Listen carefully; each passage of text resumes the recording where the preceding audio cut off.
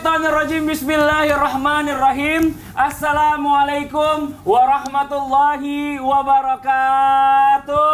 Waalaikumsalam warahmatullahi wabarakatuh. Jamaah, oh jamaah, alhamdulillah. Alhamdulillahirabbil alamin. Allahumma sholli ala sayyidina Muhammad wa ala ali sayyidina Muhammad. Jamaah Islami Tinda yang dirahmati Allah, Masya Allah luar biasa. Zaman sekarang ini dimanapun kita berada terdengar suara lato-lato. Namanya lagi tren. Yang jago itu salah satunya adalah istrinya Ustadz Syam. Anak-anak jago Dan saya juga jago. Jago jihan. Belajar Dia main di di Maros, tok lama lagi. Tapi belum bisa tepuk pramuka. Anak saya udah bisa.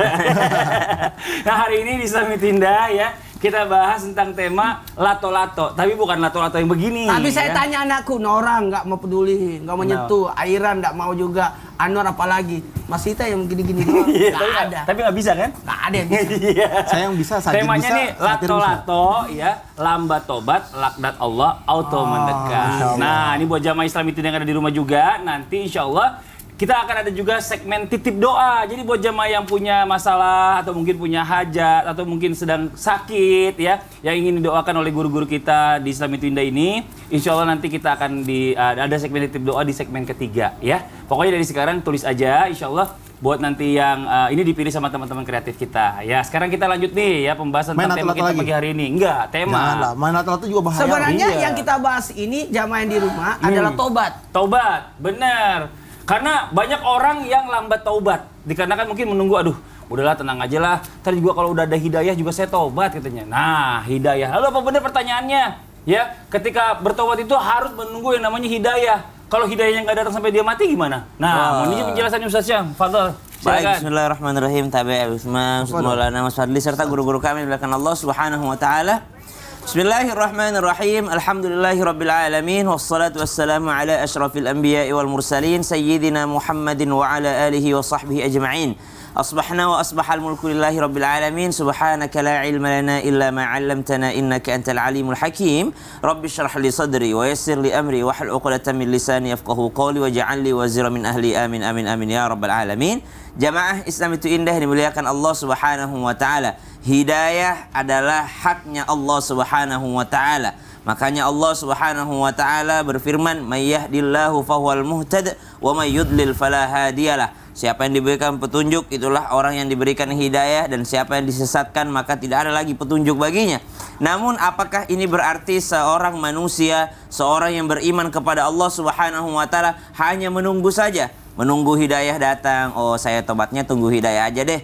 Rasanya pengen sholat tapi belum ada hidayah. Rasanya pengen berbuat baik tapi belum ada hidayah. Subhanallah. Padahal keinginan untuk bertaubat itu sudah hidayah dari Allah Subhanahu wa ta'ala. Ada perasaan ingin beribadah, itu jangan pernah ditunda-tunda. Karena pada saat itu pula ternyata itu adalah hidayah petunjuk dari Allah Subhanahu wa ta'ala. Kayaknya pengen deh berbuat baik, tapi malas nanti dibilang udah nggak gaul lagi, nggak bisa kesini lagi, nggak bisa berteman lagi, nggak bisa berinteraksi lagi dengan teman. Subhanallah. Padahal itu adalah hidayah dari Allah Subhanahu wa ta'ala. Karena dalam surah Al-Ankabut disebutkan, ba'da naqul a'udzubillahi minasyaitonirrajim, walladzina jahadu fina lanahdiyannahum subulana. Ciri orang yang mendapatkan hidayah dari Allah Subhanahu wa taala, walladzina jahadu fina, adalah orang yang bersungguh-sungguh di jalan kami, orang yang berjihad gitu loh. Orang yang misalnya dia ingin bertaubat, namun kayaknya susah karena dia berada di lingkungan yang toksik, tapi dia bersungguh-sungguh untuk bertaubat tersebut. Bagaimanapun ujian yang dia hadapi, tetap dia akan bertaubat. Maka kata Al-Quran, lanahdiyannahum subulana. Mereka lah orang-orang yang diberikan petunjuk ataupun hidayah pada jalan kami. Dia ingin sekali untuk berbuat baik, namun dia tidak enak bersama dengan lingkungannya. Atau mungkin, mohon maaf, orang yang mau masuk Islam misalnya, tapi susah benar, sekitarnya tidak mendukungnya ataupun mendapat ancaman, mendapat kecaman. Tapi dia bersungguh-sungguh, dia mempelajari Islam, dia mempelajari bagaimana caranya orang masuk Islam. Maka subhanallah, pada saat itu pula lanahdiyannahum subulana. Kata Allah Subhanahu wa taala, kami akan memberikan petunjuk pada jalan kami. Maka subhanallah, yang pertama, hidayah itu haknya Allah Subhanahu wa taala.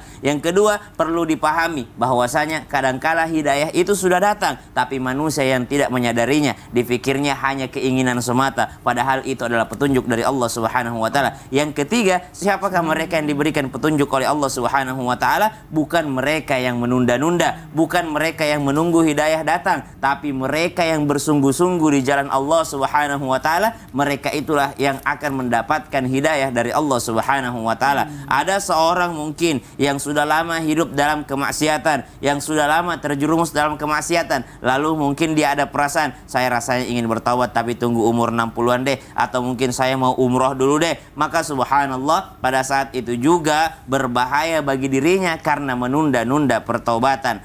Ini kita baru-baru saja melewati yakni tahun baru Miladiah Masehi. Maka pada saat itu juga kita diajarkan bahwa Islam bukan melakukan perubahan per tahun, tapi seorang beriman, seorang muslim, dia melakukan perubahannya pada saat dia berbuat salah, maka pada saat itu pula dia segera bertaubat ataupun mengakui kesalahannya. Wallahu taala a'lam. Jadi pada saat dia berpikiran begitu sebenarnya hidayah udah datang itu. Cuma dia nggak sadar itu hidayah, iya, gitu kan. subhanallah. Saya nunggu hidayah deh, saya taubat. Itu udah dapat hidayah sebenarnya Iya. dia. Udah dapat hidayah. Alhamdulillah, saya nggak dapat Rani istri saya. Saya takutnya kalau dapat hidayah ntar istri saya ngambek ya. Kita lanjut nih. Itu namanya Nur Hidayah, Nur nama orang. Hidayah. Iya iya. Nur Ayu Castimarani bukan Nur Hidayah. Bukan ya. Oke, Ustaz, kita lanjut lagi nih, Masya Allah, buat jamaah Islam yang ada di rumah jamaah. Yeay. Nah, apakah benar nih pertanyaannya? Ya kan orang kalau tadi Ustaz Syam bilang, "Tar aja taubatnya umur 60-an aja baru dapat baru apa namanya dapat hidayah kira-kira 60-an biar kita bisa jadi lebih baik." Nah, padahal Allah menunggu anak-anak muda justru yang bertaubat. Karena kalau anak-anak muda itu katanya jauh lebih baik daripada orang tua. Karena orang tua itu memang sudah waktunya. Enak aja. Gimana penjelasannya, mohon izin? Dipersilakan orang tua menjelaskan. Saya tahu kata-kata itu dari keluar. Saya nggak ngomong. Izin Ya. Habib dan Sasa. Iya. Bismillahirrahmanirrahim. Assalamualaikum warahmatullahi wabarakatuh. Waalaikumsalam warahmatullahi wabarakatuh. Jamaah. Yeay. Oh, jamaah. Yeay. Alhamdulillah. Alhamdulillah. Allahumma shalli ala sayyidina Muhammad. Hari ini 19 Jumadil Akhir 1444 Hijriah, berarti 71 hari lagi kita akan masuk bulan suci Ramadan. Masya Allah tabarakallah, satu hal buat kita, wasari'u ila maghfiratin min rabbil jannatul ardu samawati uhiddat lil muttaqin. Bersegera, segera. Di antara yang harus disegerakan, jangan ditunda-tunda adalah taubat, salat, kemudian bayar utang, penyelenggaraan jenazah, dan jangan pernah menunda-nunda yang namanya pernikahan. Jadi 5 hal ini harus disegerakan, dipercepatkan. Salah satunya adalah tobat. Makanya tema kita hari ini bagus sekali. Lato. Lato, lambat tobat, auto Laknat Allah. Laknat Allah auto mendekat. Kalau begitu, hati-hati, jangan pernah menunda-nunda tobat. Makanya tobatnya anak muda itu luar biasa. Allah lebih suka tobatnya anak muda dibanding tobatnya orang tua. Allah menyukai kedermawanan. Kedermawanan orang biasa, orang miskin itu bagus. Tapi alangkah bagusnya kalau yang dermawan itu adalah orang kaya. Karena bisa menyumbang. Kalau orang miskin, kalau saya ada uang, saya mau menyumbang. Tapi orang kaya, kalau dia dermawan, pasti berbagi. Sifat malu itu bagus. Tapi alangkah bagusnya kalau sifat malu itu pada wanita. Ya, karena ini luar biasa kemuliaan. Sama juga dengan tobat. Alangkah bagusnya itu tobat, tapi Allah lebih suka kalau tobatnya itu adalah tobat anak muda. Karena mampu melakukan dosa, tapi dia masih tahan. Kalau orang tua, saya tidak akan mencuri. Kenapa? Karena dia sudah tidak bisa manjat. Tidak bisa lari. Tidak bisa. Kakinya udah sakit. Saya tidak mau lagi minum minuman keras. Karena sudah penyakitan. Tapi kalau anak muda tobat, itulah bentuk kesungguhan. Ashabul Kahfi, 7 penghuni gua. Itu anak muda semua kan? Luar biasa. Bagaimana tobatnya anak muda itu mampu. Artinya banyak kegiatan yang bisa dilakukan. Sama ke tanah suci. Kenapa harus tunggu tua? Ayo supaya segera. Anak-anak muda supaya bisa perbanyak ibadahnya di tanah suci kan? Bagusnya kalau tobat itu terletak pada anak-anak, anak muda. Karena terlihat kesungguhannya. Terlihat untuk mampu melakukan banyak ibadah. Dan berpeluang untuk mendapatkan keridhaan Allah. Bukankah Allah sangat suka dengan anak muda yang sejak mudanya dia dekat dengan Allah? Itulah bagusnya. Bahkan mendapatkan naungan di hari kemudian. Yang dimana tidak ada naungan kecuali naungan dari Allah pada saat pada mahsyar. Yakni adalah anak muda yang dekat dengan Allah. Nah, dalam hal ini buat anak-anak muda nih, jangan nunda-nunda. Tadi bagus tausiahnya Sasam, jangan menunda, jangan nunggu ini, jangan. Segeralah. Kalau perlu makanya mohon maaf kepada semua orang tua, didiklah anak kita sejak dini supaya tidak bersentuhan dengan dosa dan sebagainya, supaya itu adalah auto untuk mendapatkan keridhaan. Masya Allah. Buat ingat anak muda juga yang ada di rumah nih yang lagi nonton nih ya, yang namanya orang dipanggil Allah itu nggak harus tua. Iya. Muda juga banyak yang meninggal. Nah, jangan sampai kita nauzubillah min dzalik ya dipanggil sama Allah waktu masih muda, tapi kita nggak punya persiapan. Nauzubillah summa nauzubillah. Nah, sekarang kita lanjut lagi nih buat jamaah Islam itu yang ada di rumah. Jamaah. Nah, ada pernah dengar dong yang namanya tobat kumat, tobat sambal. Tobat sambal. Jadi habis tobat, terus tiba-tiba kumat lagi, terus tobat lagi, kumat lagi. Nah, pertanyaannya, ini. Itu punyanya Pak Tukul. Iya, makanya kan biar cepat sembuh, Mas Tukul. Apakah udah sembuh? Oh, udah sembuh. Iya, maksudnya biar cepat bugar lagi. Oh iya. Apakah taubatnya itu tetap diterima orang yang tobat kumat atau tidak? Mohon izin pertanyaannya buat Habib Usman. Fadhil Habib. Afwan Fadli, Silakan, Ustaz Bib. Maulana, Ustaz Syam. Bismillahirrahmanirrahim. Assalamualaikum warahmatullahi wabarakatuh. Waalaikumsalam warahmatullahi wabarakatuh. Alhamdulillahirabbil alamin. Bihi nasta'in ala umuri dunya waddin. Wassalatu wassalamu ala sayyidina wa nabiyina wa maulana Muhammadin wa ala alihi wa sahbihi ajma'in. Amma ba'du. Segala puji bagi Allah Subhanahu wa taala yang alhamdulillah pada pagi hari ini kita dapat menyaksikan Islam itu indah. Habis sholat subuh, duduk manis, menyaksikan Islam itu indah. Berharap akan keberkahan dan keridhaan Allah Subhanahu wa taala. Insya Allah kita mendapatkan ilmu yang bermanfaat dari guru-guru kita. Amin. Bisa diamalkan untuk dirinya, suaminya, istrinya, anak-anaknya. Dan insya Allah penuh dengan keberkahan dan keridhaan Allah Subhanahu wa taala. Amin. Amin. Ya Allah ya Rabbal Alamin. Amin. Sungguhnya Allah Subhanahu wa taala Ghafurur Rahim. Allah Maha Pengampun. Allah Maha Penyayang. Sangat sayang terhadap hambanya. Setiap hamba yang meminta ampunan kepada Allah, paginya dia maksiat, paginya dia berdosa, malamnya mendekatkan diri kepada Allah, Allah terima taubat. Dan Allah Subhanahu wa taala akan mengampuni setiap taubat hambanya. Karena begitu sayangnya Allah Subhanahu wa taala terhadap hambanya.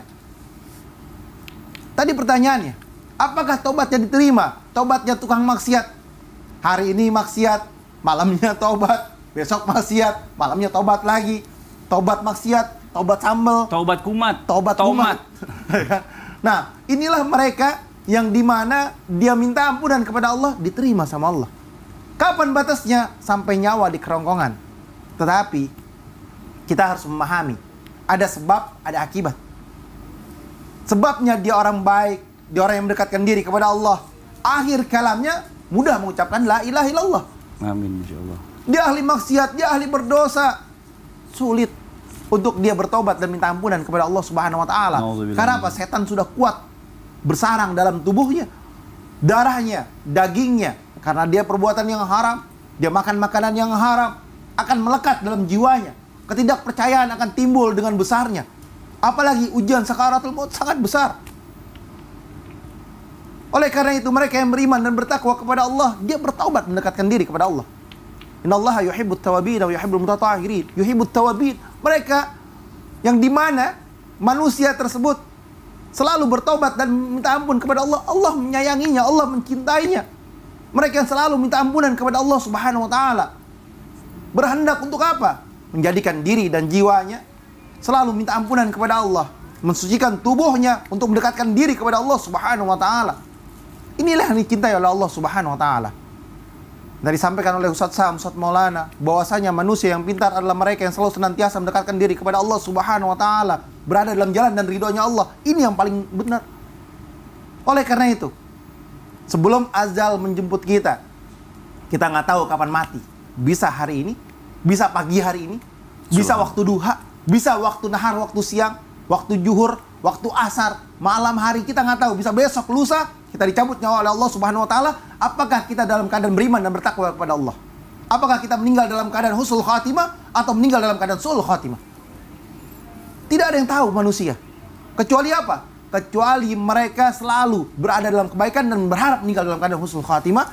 Dia sholat, dia ibadah, dia minta ampunan kepada Allah, ini adalah sebaik-baiknya manusia. Ya intinya pada saat dia lagi taubat, mudah-mudahan meninggal. Jangan sampai pas giliran lagi kumat meninggalnya. Nauzubillah min dzalik, akhirnya jadi suul khotimah. Ya kalau bisa, kalau udah taubat gak usah kumat-kumat lagi, mau ngapain sih? Ya gitu ya Ustadz ya.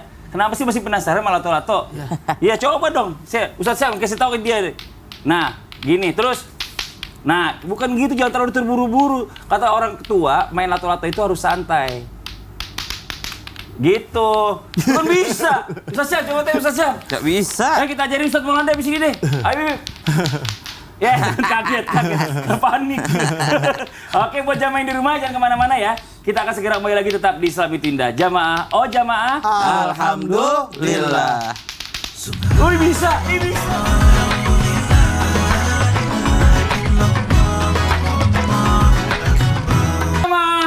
Jamaah, alhamdulillah. Alhamdulillahirrahmanirrahim. Kembali lagi di Islami Tinda, jamaah Islami Tinda yang dirahmati Allah. Hari ini buat yang baru bergabung, kita masih membahas tentang tema kita hari ini nih. Ini dia, lato-lato. Lambat tobat, laknat Allah auto mendekat. Tuh, belum bisa kan Ustadz Maulana kan? Gitu, saya kalau meleng Ustadz Maulana jadi ini langsung nggak bisa. Ngeles aja. Tapi sebelumnya saya ada pertanyaan nih, bagus nih ya. Apa dari tuh? jamaah nih, dari Harsono Muhson. Apalagi? Assalamualaikum warahmatullahi wabarakatuh. Waalaikumsalam warahmatullahi wabarakatuh. Enggak, ini ada pertanyaan lucu aja nih. Mau tanya, saya sering nonton Islam itu Indah tiap hari. Alhamdulillah, makasih banyak Mas Harsono. Saya mau tanya buat Ustadz Syam. Saya sering memperhatikan setiap gerak-geriknya Ustadz Syam. Katanya, kok kedua tangannya sering di bawah kaki sebelah kanan? Apa karena kedinginan dalam ruangan syutingnya? Maaf ya Ustadz Syam. Nah, ditanyain tuh, begitu tuh. Ini bukan sebelah kanan doang, ini dua-duanya di bawah. Kenapa emangnya? Jadi sebenarnya saya sedang kedinginan. Iya, jadi buat studio jamaah itu dingin. Buat jamaah juga perlu tahu. Ini ajaran produser saya nih. Karena kalau di kantong satu kurang sopan, yang kedua ini alternatif kalau garuk-garuk, lain lagi. Daripada jadi fitnah ya. Jadi di sini aja nih. Jadi di studio ini alhamdulillah dingin. Terima kasih banyak perhatian jamaah sampai segitunya. Masalahnya bukan gitu, ngomong-ngomong itu mental satu. Iya, putus. Kekencengan, terlalu semangat. tinggal satu tertinggal. Kita lanjut lagi nih buat jamaah Islami Tinda yang ada di rumah yang mau titip doa boleh ya. Nanti insya Allah di segmen 3 nih, setelah segmen ini buat jamaah yang lagi sakit, yang lagi pengen ada solusi dalam kehidupannya atau apapun, boleh langsung aja curhat ke media sosial kita. Nanti insya Allah saya bacakan ya. Nanti dipilih sama teman-teman kreatif kita. Nah, sekarang kita lanjut lagi di tema kita pagi hari ini. Nah, ya bicara masalah tentang lambat taubat, laknat Allah auto mendekat. Nah, bicara masalah tentang anak durhaka nih. Kalau anak durhaka ini gak usah nunggu di akhirat katanya. Di dunia aja udah mendapatkan laknat dari Allah. Nah, terus pertanyaannya, bagaimana atau apa yang harus dilakukan kalau seandainya orang tuanya ternyata meninggal? Udah nggak ada, tapi belum sempat minta maaf. Apa yang harus dilakukan, Bib? Ya. Jangan sampai udah dunia akhirat juga kan bahaya. Ya, Mas Fadli, Ustadz Maulana, Ustadz Syam. Bismillahirrahmanirrahim. Allahumma shalli ala Sayyidina Muhammad wa ala ali Sayyidina Muhammad. Dosa yang paling besar nomor 1 adalah asyraku billah, menyekutukan Allah Subhanahu wa taala. Dosa yang paling besar nomor 2 adalah uququl walidain, durhaka terhadap orang tua. Ridallah fi ridha walidain, wa baghdullah baghdu walidain, sakhtullah sakhtu walidain. Ridhonya Allah terletak daripada ridhonya orang tua. Murkanya Allah terletak pada murkanya orang tua. Bencinya Allah terletak pada bencinya orang tua. Ketika seorang hamba yang dimana dia masih memiliki orang tua, dia ribut dengan orang tuanya, sakit hati orang tuanya, ribut yang besar terhadap orang tuanya. Tiba-tiba anak ini pergi keluar rumah. Orang tuanya meninggal pada malam tersebut karena ribut yang sangat besar. Durhaka dia sama orang tuanya. Kasar kata-katanya, kalimatnya dan lain sebagainya. Orang tuanya berpulang ke rahmatullah. Summa naudzubillah. Akhirnya apa yang terjadi? Berarti dia menjadi anak yang durhaka dan orang tuanya meninggal dunia. Ini berbahaya, sangat-sangat berbahaya. Sampai dijelaskan dalam hadis ya baginda Nabi Muhammad SAW, siapa orang yang masih memiliki orang tua, berarti dia memiliki surga di rumahnya. Siapa orang yang masih memiliki orang tua, beruntunglah dia.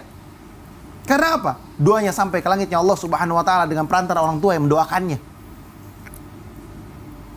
Nah, kejadian yang tadi, orang tua yang sudah meninggal, anaknya ternyata anak yang durhaka, atau bahkan ada yang ribut berkepanjangan dengan orang tuanya meninggal terlebih dahulu. Apa yang harus dilakukan? Bertobat, minta ampunan kepada Allah dengan sebaik-baiknya. Taubatan nasuha dengan sebenar-benarnya. Karena ini adalah hubungannya dengan manusia, anak dengan orang tuanya. Berarti ada hablum minan nas di dalamnya. Sungguh-sungguh minta maaf, sungguh-sungguh minta ampunan kepada Allah Subhanahu wa taala. Ketika sudah bertobat, dia bersedekah atas nama orang tuanya.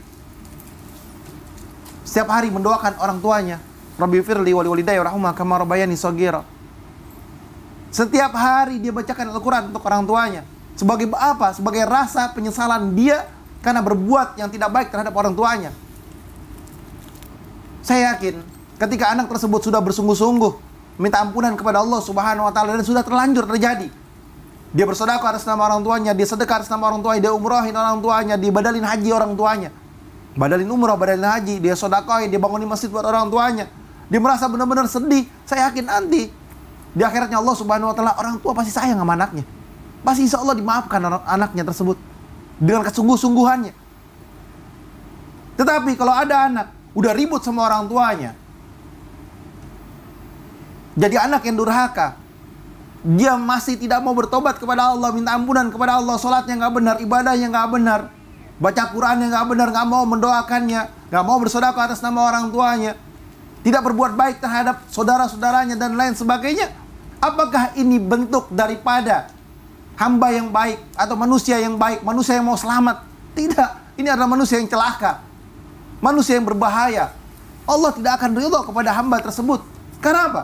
Karena hamba tersebut sudah jauh daripada kebaikan dan kebaikan, jauh daripada keridhoannya Allah Subhanahu wa taala. Oleh karena itu, mumpung masih punya orang tua, berbuat baiklah terhadap orang tuamu. Sayangilah mereka, cintailah mereka, hormatlah terhadap mereka.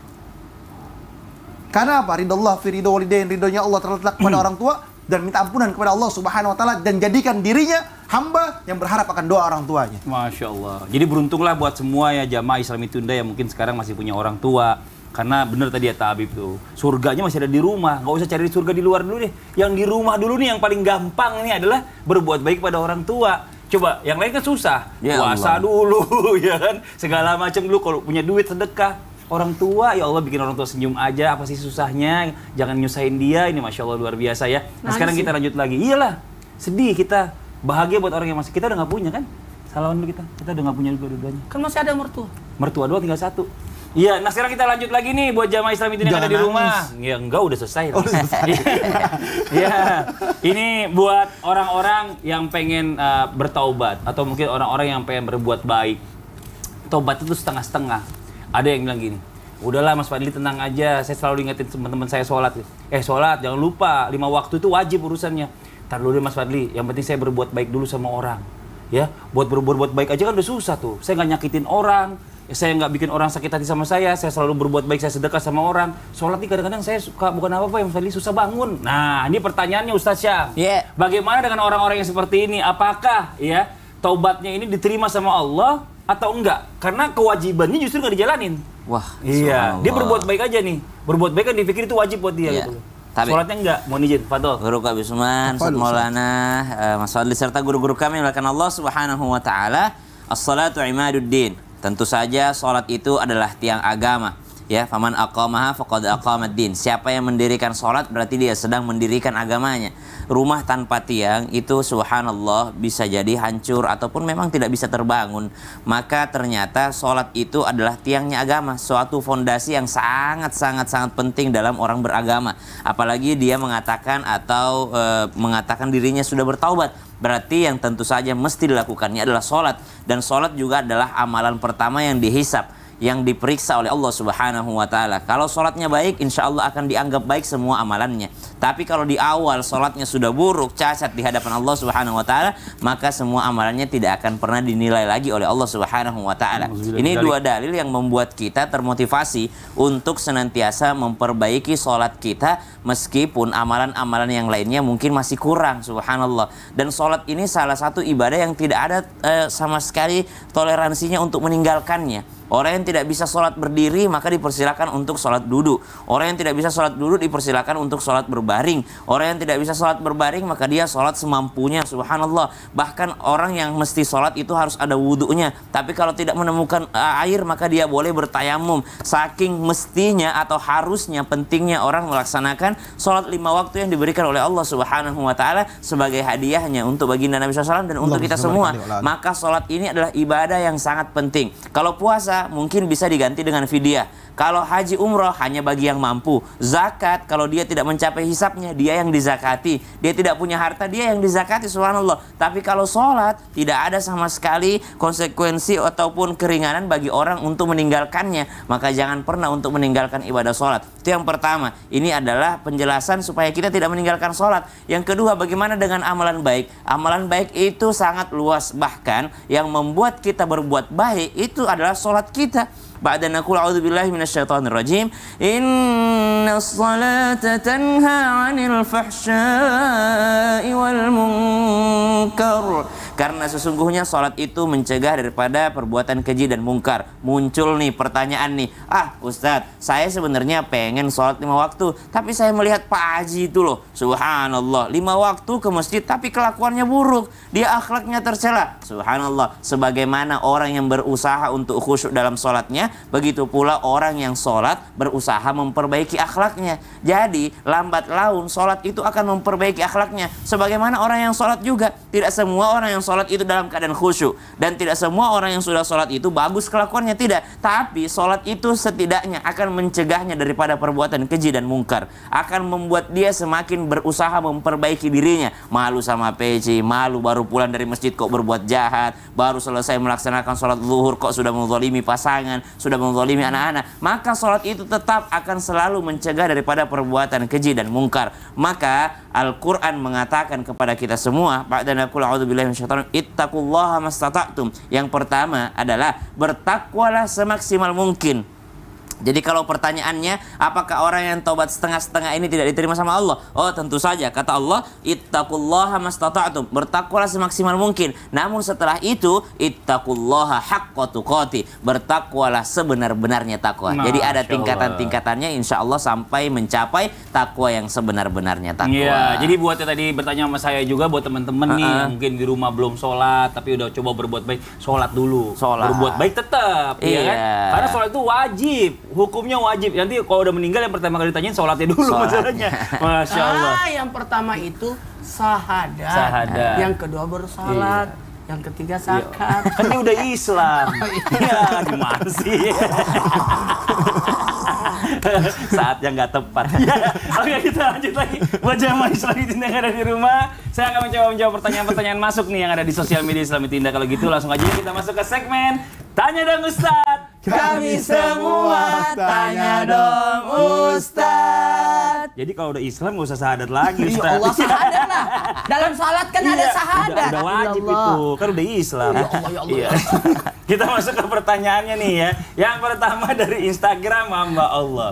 Assalamualaikum warahmatullahi wabarakatuh Ustadz. Waalaikumsalam warahmatullahi wabarakatuh.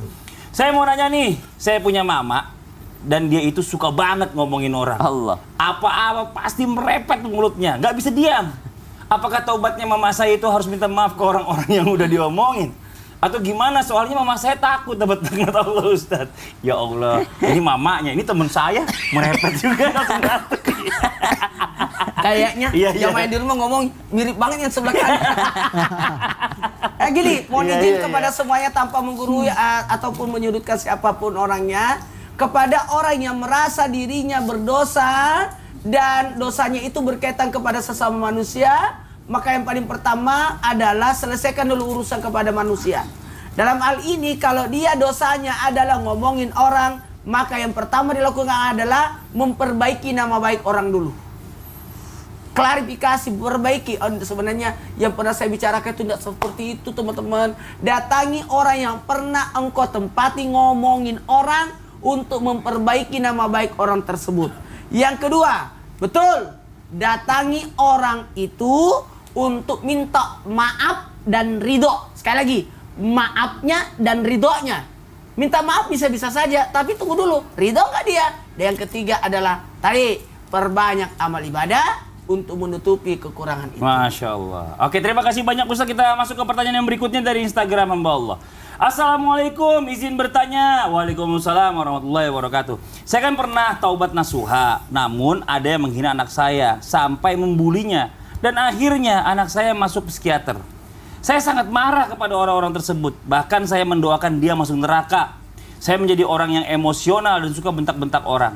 Tapi saya taubat lagi, ya.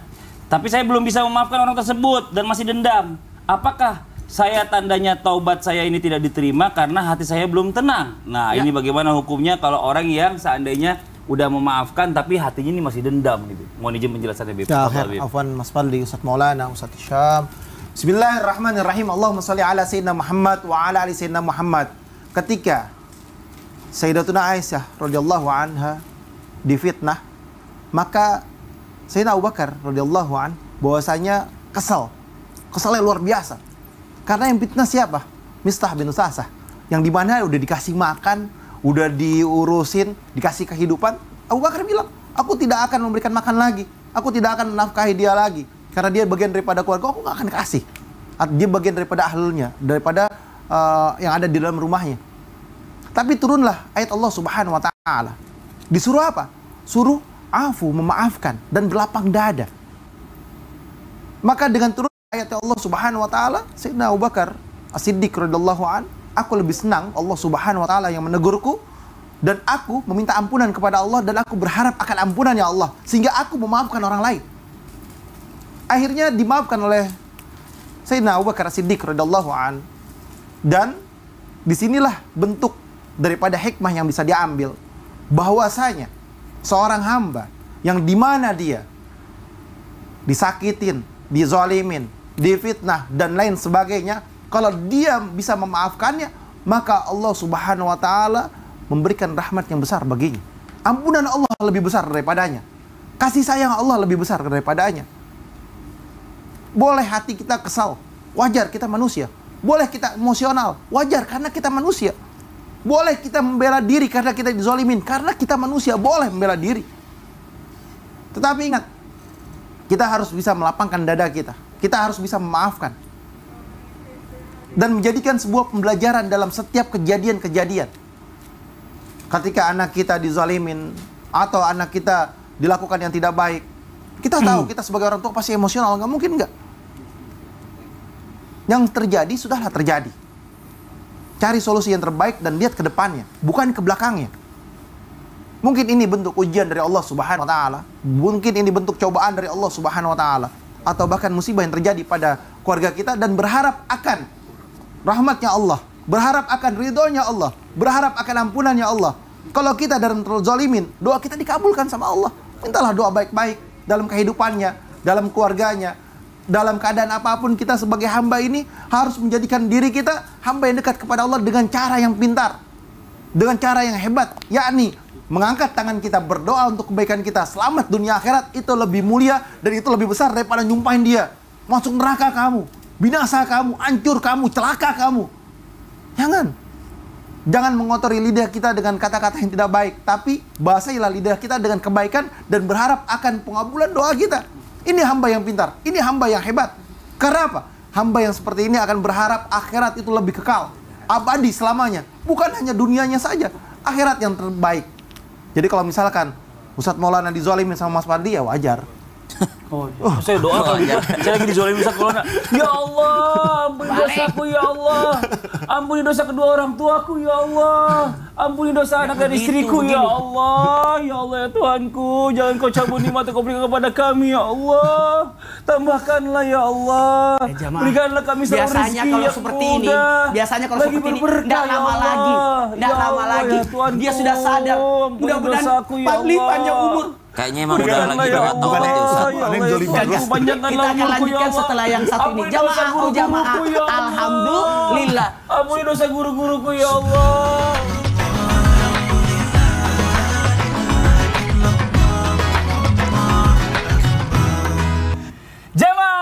Jamaah, alhamdulillah. Alhamdulillahirrahmanirrahim. Kembali lagi di Islami Tindas. Sebelum kita lanjut ke tema kita pagi hari ini, kita masuk dulu yuk ke segmen Titip Doa Aminin ya. Begitu. Gimana? Gini. Di tengah-tengah. Aminin ya. Semangat. Kan aminnya begini. Kalau ini kan minta Amin maaf. ya. Minta maaf. Udah, tunggu dulu. Ini Saya kan mau baca segmen doa. doa. Ada teman saya tuh, apa doanya kalau Nanti ya, supaya kalau- tanahnya bisa jual laku. Rumah saya juga belum laku, rumah ibu saya. Iya. Oke, kita lanjut pertanyaan yang pertama dari Rinda.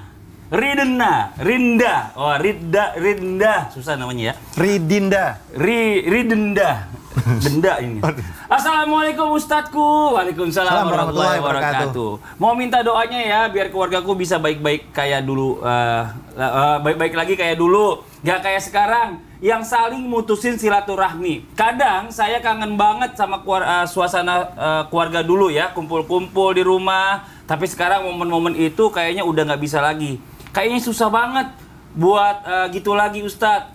Saya juga mau minta doanya buat kakak saya agar dibalikin hatinya biar bisa maafin kesalahan-kesalahan dari keluarga ibu saya.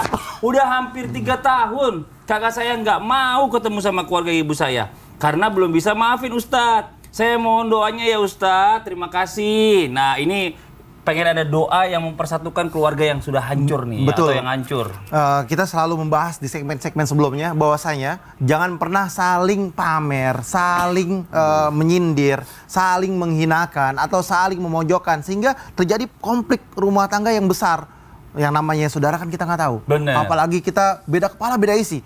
Kalau misalnya diomongin, dijelek-jelekin atau difitnah dan lain sebagainya, timbul dendam, akhirnya nggak akur. Bener. Ya kan, oleh karena itu ingat kita selalu berdoa, orang tua kita yang harus mendoakannya ataupun kakek kita yang mendoakannya agar apa? Anak keturunannya menjadi anak yang baik, soleh soleha dan apa? Saling silaturahminya bagus. Doanya apa, Bib? Bismillahirrahmanirrahim. Rabbana hablana Amin. min azwajina wa dzurriyyatina qurrata a'yun waj'alnal muttaqina imama. Amin, Ya Allah, amin. semoga penanya ini keluarganya baik, Amin. rumah tangganya baik, Amin. anaknya menjadi anak yang saleh yang bertakwa kepada Allah Subhanahu wa taala Amin. dan mengahligai rumah tangganya sakinah mawaddah warahmah. Amin, amin ya rabbal Amin ya alamin. rabbal alamin. Kita masuk ke pertanyaan yang berikutnya. Tunggu biar tingginya sama. Instagram Purnama Sari Intan 92. Assalamualaikum warahmatullahi wabarakatuh Ustadz Ustazah. Waalaikumsalam warahmatullahi wabarakatuh. Ustadz Ustazah, mohon doakan saya. Saya sudah 1 bulan ini sering mengalami pusing. Sehingga ketika pusing itu lagi terasa sholat pun saya sambil duduk ya. Dan saya merasakan rasa cemas yang berlebihan karena saya parnoan. Mohon doakan saya dan barangkali ada amaran untuk ketenangan hati supaya tidak mempunyai rasa cemas yang berlebihan. Terima kasih Ustadz Ustazah. Nah ini minta doa biar dia nih gak gampang sakit kepalanya. Apa sih istilahnya? Anxiety ya? Betul. Nah, ini kebanyakan orang-orang kalau misalkan seperti ini dia kurang tenang jiwanya. Banyakin ngambil wudhu yang benar, sholat yang benar, khusyuk. Dan juga pegang dadanya baca Bismillahirrahmanirrahim. Bismillahirrahmanirrahim. Alam nasrah laka sadrak. Alam nasrah laka sadrak. Wa wada'na anka wizrak. Wa wada'na anka wizrak. Alladhi anqadha zahrak. Alladhi yanqadha Wa zahrak. rafa'na laka Wa dhikrak. rafa'na laka Fa dzikrak. inna ma'al usri yusran. Fa inna ma'al usri yusra. Inna ma'al usri Inna yusra. ma'al usri yusra. Fa idza faragta fansab. Fa iza faraghta fansab. Wa ila rabbika farghab. Wa Dan ila berharap rabbika kepada farghab. Allah Subhanahu wa taala agar apa? Allah lapangkan hatinya, jiwanya, dadanya untuk mendapatkan ketenangan dan keridhoannya Allah Subhanahu wa taala.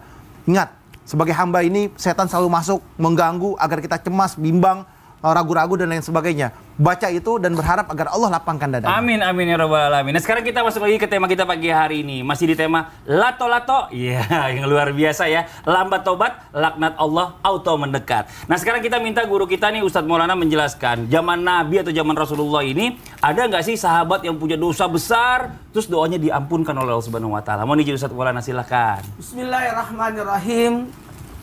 Satu kisah yang langsung diceritakan oleh Rasulullah sallallahu Allahumma alaihi shalli wasallam. wa barik alaihi wa ala alihi. Kisah seorang yang bertobat di zaman Nabi Ibrahim alaihissalam. Suatu ketika Rasulullah menceritakan kisah seorang yang menunda-nunda tobatnya sehingga datanglah ujian yang menimpa padanya. Tiba-tiba bencana mengenai kampungnya sehingga hartanya tenggelam. Sehingga dia berkata, apakah ini karena dosaku sehingga hartaku habis? Maka dia berkata, enggak. Dia tunda tobatnya. Lantas dia ambil bawa istrinya, anak-anaknya, meninggalkan kampungnya dengan membawa naik perahu. Pada saat di atas perahu terjadi lagi, Allah tegur dia untuk segera bertobat. Dan apa yang terjadi? Perahunya pun tenggelam, istrinya tenggelam, anaknya tenggelam. Tersisa dia dengan sebatang kayu dan bersama anak satu-satunya yang bisa selamat. Maka dia selamat. Dia berkata lagi, apakah ini teguran dari Allah agar aku segera bertobat? Tidak. Aku tunda lagi tobatku. Dia bawa anaknya. Lantas dia berkata, wahai anak, tunggu sebentar. Bapak cari binatang buruan untuk kita makan. Maka dia ambillah panahnya, busurnya, untuk mencari binatang buruan. Dia berkata, tidak. Dia tunda tobatnya. Dan tiba-tiba ada bergerak di semak-semak. Dia panah. Dan terjadi bukan binatang buruan yang dikenanya, tapi anaknya sendiri. Dan matilah anaknya satu-satunya. Dia berkata, apakah Allah menyuruh aku bertobat? Tidak. Kutunda. Dan apa yang terjadi? Dalam pegangan, mohon maaf, busur dan anak panah yang dipegangnya, tiba-tiba datang prajurit menangkap dia. Inilah pembunuh yang kita cari. Buktinya ada. Ada panah di tangannya. Apa yang terjadi? Ditangkaplah dia dan dipotonglah 2 tangannya dan 2 kakinya. Lalu dia berkata, apakah ini pertanda aku disuruh tobat? Maka aku akan tunda tobatku. Tapi dia berkata, tunggu dulu. Aku ingin tobat. Tidak bisa lagi ditunda-tunda. Maka dia datang kepada Nabi Ibrahim alaihissalam. Dalam keadaan tanpa kaki dan tanpa tangan. Dia datang ke Nabi Ibrahim. Wahai Nabi Ibrahim, apakah tobatku masih bisa diterima dalam keadaan seperti ini? Dan kata Nabi Ibrahim, tobatmu masih diterima. Tidak usah tunda, bertobatlah. Dan tobatnya pun diterima. Ingat, tobatnya diterima. Sekalipun dia tunda, hartanya habis. Kenapa? Karena dia tidak pernah bersedekah. Dicabut oleh Allah. Keluarganya diambil oleh Allah. Karena dia tidak mendidik agama keluarganya. Kemudian Allah cabut keluarganya. Kemudian, mohon maaf, nikmat yang Allah ambil tangan kakinya. Karena dengan tangan kakinya dia berdosa. Kemudian Allah pun menerima tobatnya. Meskipun dikatakan telat sebelum ajal menjemputnya. Dan ketika itu pun dia pun meninggal dunia mengembuskan napas terakhir. Artinya jangan pernah menunda tobat. Jangan sampai penyesalan yang muncul setelah Allah cabut baru engkau sadar akan tobat itu sendiri. Masya Allah. Kalau Ustaz udah pernah tobat belum? Sudah dong. Saya tobat terus. Tiap hari tobat. Bangun tidur baca istighfar 3 kali. Kemudian antara maghrib isya salat awabin. Oh gitu. Kemudian nanti ada juga nanti saya praktekin. Kita lanjut dulu ya yang lain dulu ya. Nanti saya praktekin. Nah sekarang ada tata caranya ternyata. Orang kebanyakan bingung nih mau tobat. Mas Fadli, kalau ngomong tobat doang apakah tobat udah cukup? Atau mungkin ada cara-caranya atau ada adabnya nih buat bertobat sama Allah. Praktek tobat ngomong aja, belibet banget. Kan praktek tobat harus dijelasin dulu yang panjang. Kalau pendek doang saya nggak kerja kelihatannya. Ustaz mau izin penjelasannya. Silakan Fadl. Sadli serta guru-guru kami yang Allah Subhanahu wa taala serta para jamaah yang mungkin masih dalam keadaan bimbang dengan mengatakan gimana ya caranya saya bertaubat, apakah taubat saya diterima, apa saja tata caranya untuk bertaubat. Maka subhanallah, yang pertama tanamkan dalam diri kita bahwa taubat itu bukanlah perkara yang sulit. Bukanlah perkara fisik sebenarnya, bukanlah perkara ibadah yang mesti kita lakukan secara konsisten. Namun ternyata taubat itu adalah dari dalam diri kita sendiri. Maksudnya orang yang bertaubat itu bukanlah mereka yang banyak-banyak baca istighfar, mereka yang melaksanakan mandi besar misalnya, tidak. Tapi taubat itu adalah berhenti melakukan dosa itu. Taubat yang sesungguhnya adalah berhenti melakukan dosa itu. Bukan mereka yang misalnya dia melakukannya di siang hari, di sore hari dia beristighfar, tapi keesokan harinya dia mengulangi lagi. Berarti dia belum bertaubat. Kenapa? Karena masih mengulangi kesalahan yang sama.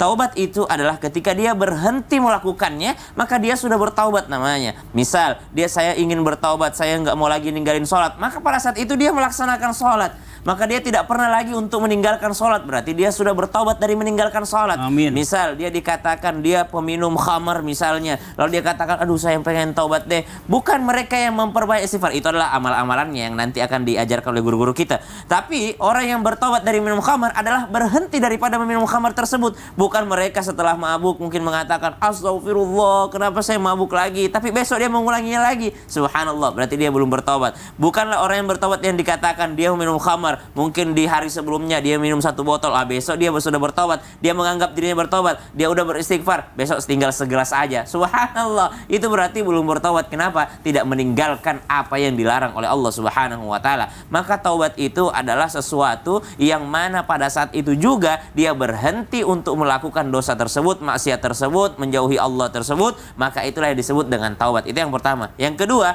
Nabi SAW mengingatkan, wa atbi'is sayyi'atal hasanah tamhuha, maka ikutkan kebaikan daripada keburukan tersebut. Maka misalnya dia adalah seorang pendosa, lalu dia ingin bertaubat kepada Allah Subhanahu wa taala, maka bukti daripada kesungguhannya adalah mengikut sertakan atau menambal keburukannya dengan kebaikan. Dahulu dia adalah seorang yang menyekutukan Allah Subhanahu wa taala, maka pada saat itu juga dia menambal dengan cara banyak-banyak bermajelis ilmu, mempelajari tentang Allah Subhanahu wa taala. Mungkin dahulu dia suka zalim terhadap orang tuanya atau anak-anaknya atau pasangannya atau orang lain, maka dia tambal keburukan tersebut dengan cara apa? Oh, dia sudah taubat, sekarang dia sering berbuat baik kepada orang tuanya, sekarang dia sering berbuat baik kepada tetangganya. Maka itu adalah salah satu cara daripada bertaubat tadi, menambal keburukan dengan kebaikan. Dan yang ketiga adalah mengganti daripada sebuah kesalahan. Seperti Sayyidina Umar bin Khattab radhiyallahu anhu warḍah, ketika terlambat untuk mengikuti takbiratul ihramnya imam di masjid,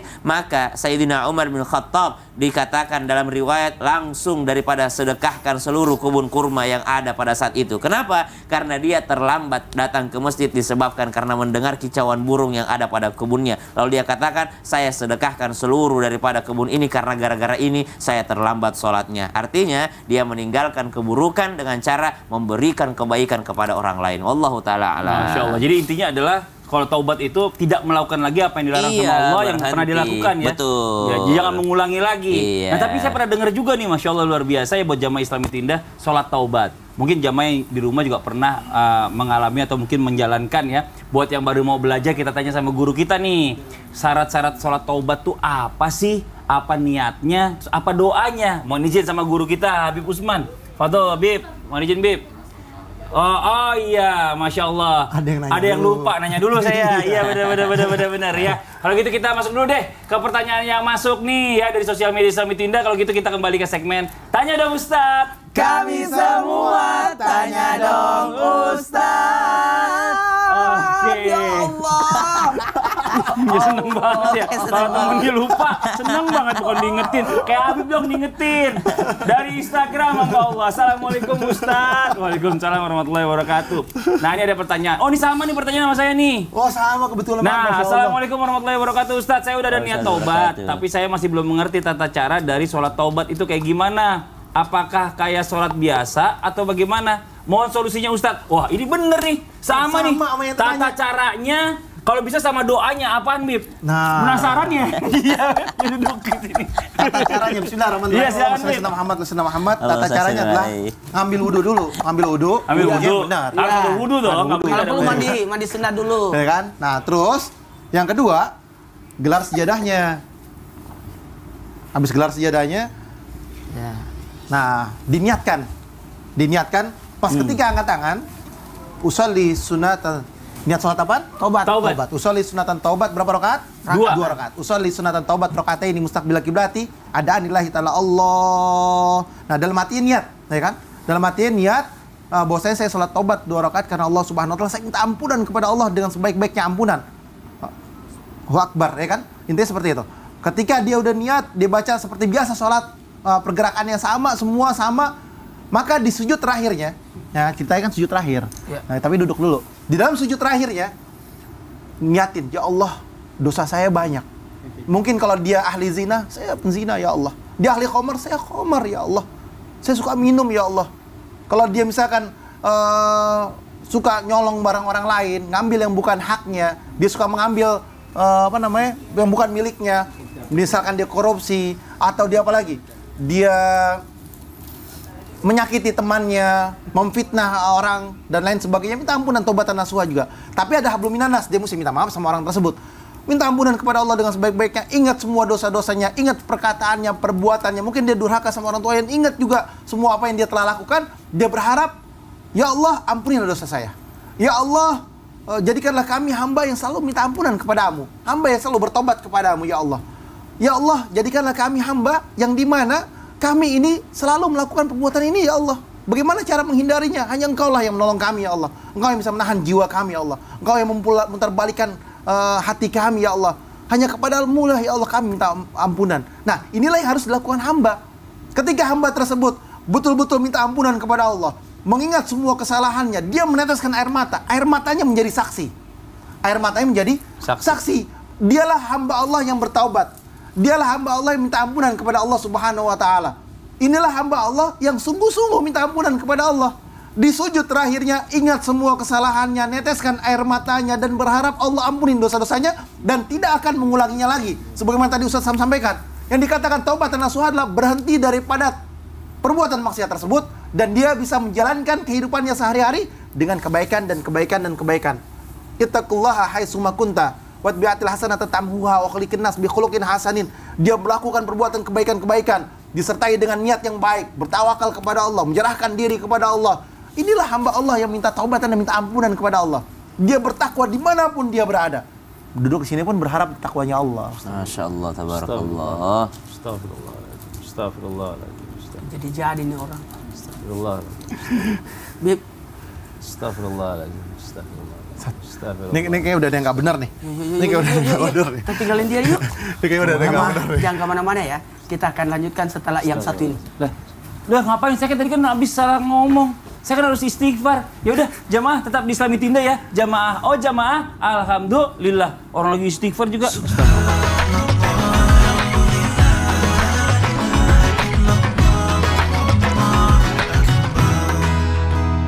Jamaah. Oh, jamaah. Alhamdulillah. Alhamdulillahirrahmanirrahim. Kembali lagi di Islami Tinda. Ya, waktunya kita kembali membacakan pertanyaan masuk yang ada di sosial media Islami Tinda. Kalau gitu kita kembali ke segmen Tanya Dong Ustadz. Kami semua tanya dong Ustadz. Oke, kita masuk ke pertanyaannya. Ini yang berkaitan sama saya tadi, apa yang saya lakukan nih. Assalamualaikum Ustadz. Waalaikumsalam warahmatullahi wabarakatuh. Memang apa sih? Kalau kita tiap hari zikir, bilang astagfirullah, astagfirullah, astagfirullah. Apakah itu termasuk taubat? Kan Jawabannya adalah Bapak, saya belum tunjuk. ya, Saya tunjuk dulu, Ustadz Maulana silakan dijawab. adalah termasuk bahagian daripada tobat. Pengakuan, kesadaran, menyadari Allah sebenarnya tahu kita berdosa. Allah tunggu kita mengakui dosa kita. Ketika orang mengucapkan istighfar astagfirullahaladzim, itu adalah bentuk pembuka daripada pengakuan kalau dia mengaku dirinya berdosa. Inilah la ilaha illa anta subhanaka inni kuntu minadz zalimin. Pengakuan sebenarnya Allah tahu kita berdosa. Allah cuma tunggu. Ibarat orang tua tahu anaknya yang ngambil makanan di kulkas, tapi dia mau tunggu anaknya ngaku enggak.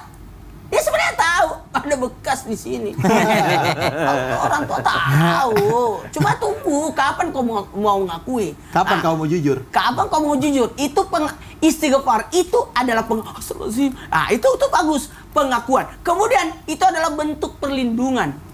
Perlindungan bagaimana dia memohon perlindungan kepada Allah, takutnya disebabkan karena dosanya berakibat buruk pada dirinya. Dan yang ketiga, ini adalah bentuk bagian daripada permohonan. Maka orang-orang yang mengucapkan istighfar, Rasulullah SAW sendiri mengucapkan istighfar. Bahkan dalam satu riwayat dikatakan sampai 70 kali, ada yang mengatakan dalam satu riwayat 100 kali dalam sehari.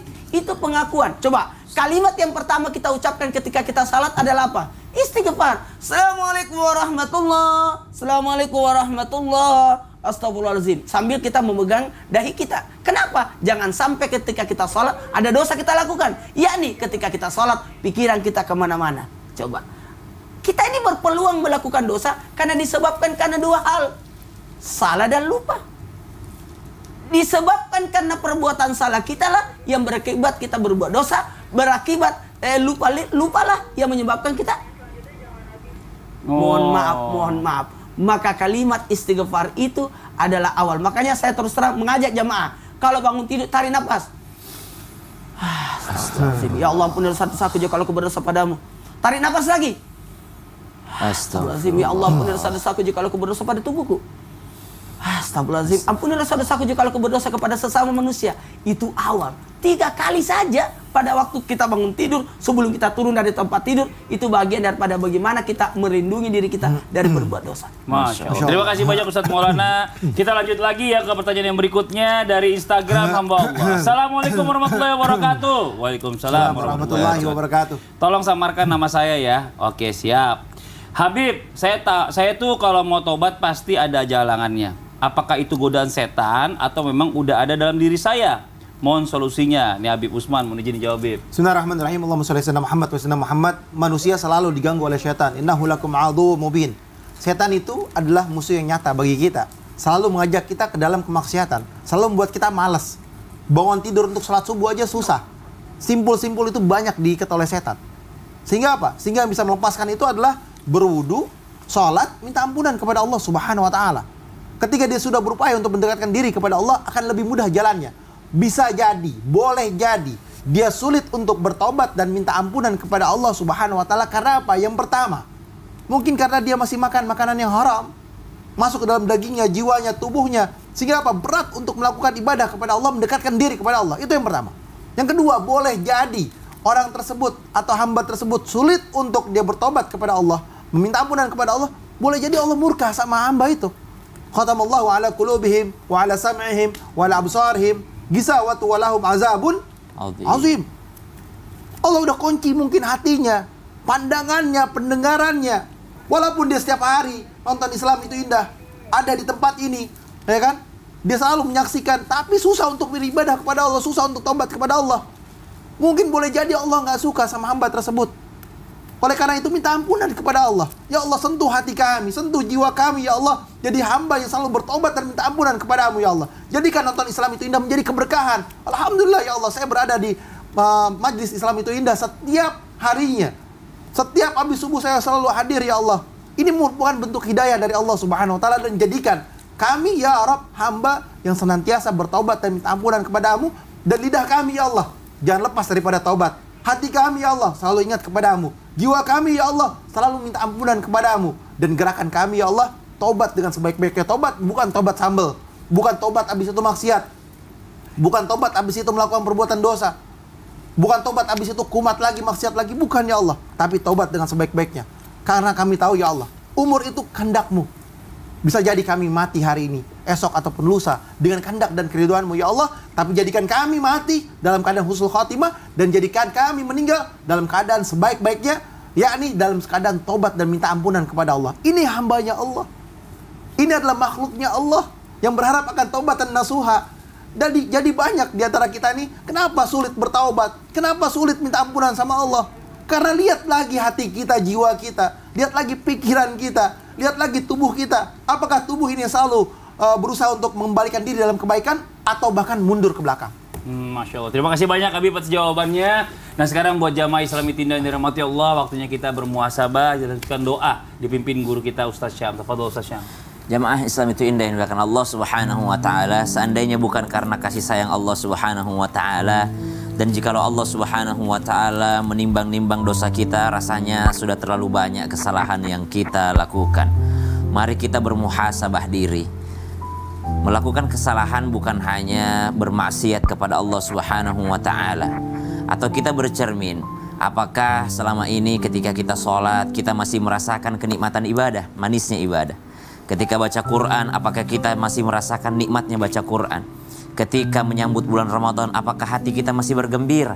Ada orang-orang yang ketika menyambut Ramadan, aduh puasa lagi. Ada orang-orang yang ketika sholat, kapan selesainya sholat ini? Ada orang ketika baca Quran tiba-tiba mengantuk, subhanallah. Maka hilangnya nikmat beribadah juga sesuatu yang mesti kita tobatkan. Kenapa? Karena bisa jadi karena kesalahan dan dosa yang membuat kita tidak bisa lagi menikmati yang namanya ibadah. Maka bertaubat kepada Allah Subhanahu wa taala bukan menunggu dulu kita melakukan kesalahan yang sangat besar, tidak. Maka sehari-hari kita memohon kepada Allah Subhanahu wa taala dengan sayyidul istighfar, Allahumma anta rabbi la ilaha illa anta khalaqtani wa ana 'abduka wa ana 'ala 'ahdika wa 'adika mastata'tu. A'udzu bika min syarri ma sana'tu, abu'u laka bi ni'matika 'alayya wa abu'u bi dzambi faghfirli fa innahu la yaghfiru dzunuba illa anta. Tidak ada yang bisa mengampuni kita kecuali Allah Subhanahu wa taala. Jangan melihat besarnya dosa yang pernah kita lakukan, tapi lihatlah lebih besar lagi ampunan dari Allah Subhanahu wa taala. Taubat kita lah yang membuat Allah merahmati kita dan membawa kita ke Jannatul Firdaus hingga bertemu dengan Allah Subhanahu wa taala. Bismillahirrahmanirrahim. Alhamdulillahi Rabbil Alamin. Allahumma salli ala Sayyidina Muhammadin Nabiyil Ummi wa ala alihi wa sahbihi wa sallim. Allahumma akhtim lana bihusnil khatimah. Ya Allah, izinkan kami bertaubat sebelum Engkau cabut nyawa kami, ya Allah. Jangan Engkau cabut nyawa kami dalam keadaan su'ul khatimah. Cabutlah nyawa kami sedang kami beribadah kepadamu, ya Allah. Allahumma ufir lana dhunubana wa liwalidina. Ya Allah, ampuni dosa kami dan kedua orang tua kami. Warhamhum kama rabbawna shighara. Wa sallallahu ala sayyidina Muhammad. Walhamdulillahi Rabbil Alamin. Amin, amin ya Rabbal Alamin. Masya Allah, Alhamdulillah. Demikianlah perjumpaan kita hari ini, semoga bermanfaat. Sekali lagi mohon maaf atas segala kekurangan. Wabillahi taufiq wal hidayah. Wassalamualaikum warahmatullahi wabarakatuh. Waalaikumsalam warahmatullahi wabarakatuh. Ilahi